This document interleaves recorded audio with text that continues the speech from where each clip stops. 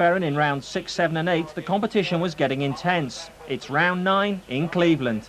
They're in position to take the green flag. They accelerate out of this chicane, get themselves back into side-by-side formation, and then the start of the 100 laps will be underway. And we wait for it to go green. It is green. And away they go. Somebody was in trouble at the back. Montoya gets going, and he's clean into the first turn. But will the rest of them make it? A little bit of bumping and boring, but it looks pretty good. It was Robbie Gordon who got hit sideways at the first one. That's Brian Herter who spun out. He qualified in 4th place, and Herter already a spinner.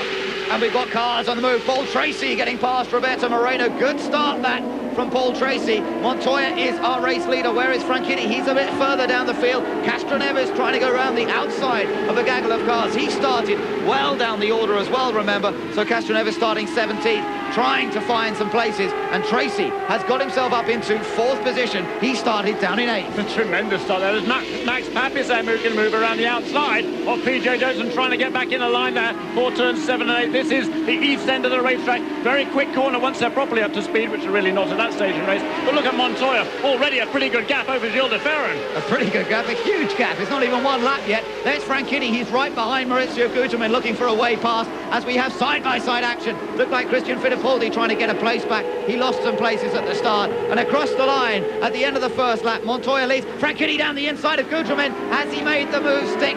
Yes, he has. He didn't go in too quick. You will see some people trying that move and then running a bit wide on the exit. But I think Franchitti just judged that right, and he got past Guterman safely. And look at Tracy. Paul Tracy in the other Team Green car here, right behind Michael Andretti. Great stuff there. And other people on the move. Tony Kanaan moved up 6 places from 20th to 14th. Alonso Jr. right behind him. But there is that battle there. That is Michael Andretti holding on to 3rd place, his best qualifying effort of the season. And behind him is Paul Tracy. But they're in trouble then is Michel Jourdain Jr. Yeah, Jourdain, he qualified 20th. That's one of his best starting slots of the year, but he looks as though he's thrown that away already with a quick spin at turn 3, but he keeps it running.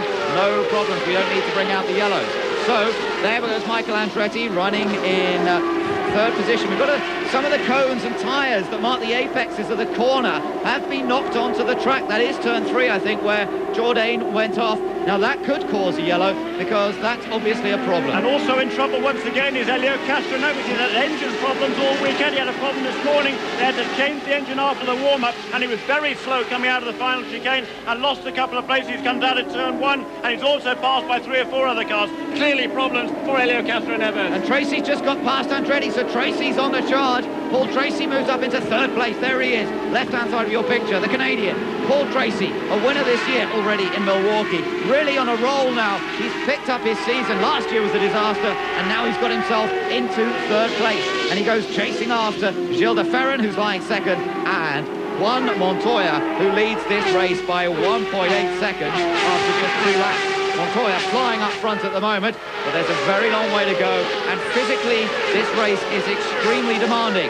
Dario Franchitti's race ended with 81 laps to go, and he was forced to retire with throttle problems. Montoya was maintaining his lead, and then the heavens opened up.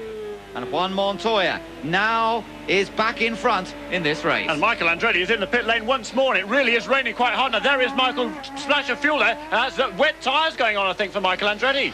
Right, change of tactics for Michael Yes. Andretti. Wet tyres, you're spot on there, Jeremy. Well spotted. And he goes out on wet. Alonso Jr. is into the pits. De Ferran is coming in as well, and they are going to put wets on. Now, this is crucial. Lap times have slowed down considerably over the last lap or so. You're looking at, oh, look how slippery it is as he comes out of the pit lane. Montoya coming in as well. So this is all change once again as the rain comes down. Listen on the radio, Chip Ganassi talking to Juan Montoya. And what a shame for Moreno. That was the worst timing, of course, if they'd put Moreno on wets. Just think of the advantage he'd be in at the moment. Moreno has not come into the pits. He does go past her in the lead of the race. Paul Tracy, though, is in the pits in 2nd place. And that is one of the... Patrick Conconti also stays out there. Gilles de Ferran in the pits. Out comes Juan Montoya then on his wet tyres and accelerates down the pit lane. Now, Andretti lost a lot of time having to come into the pits. Moreno is now in front in this race. Now, here is a spin from Gilles de Ferran. Did he manage to avoid hitting anything? Yes, he did. But then, did he manage to get it turned around?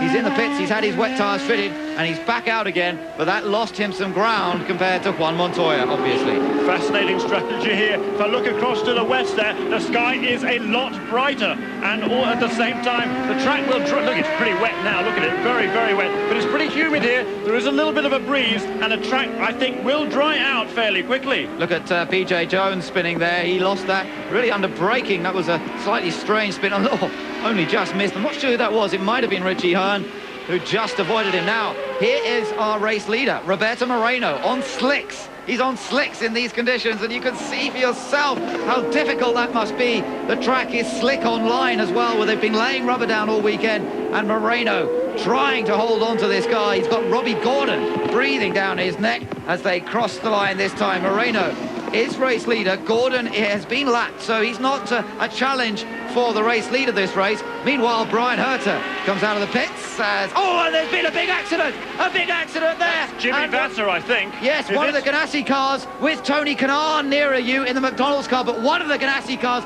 is it. Oh, and Marquez goes off in the same place.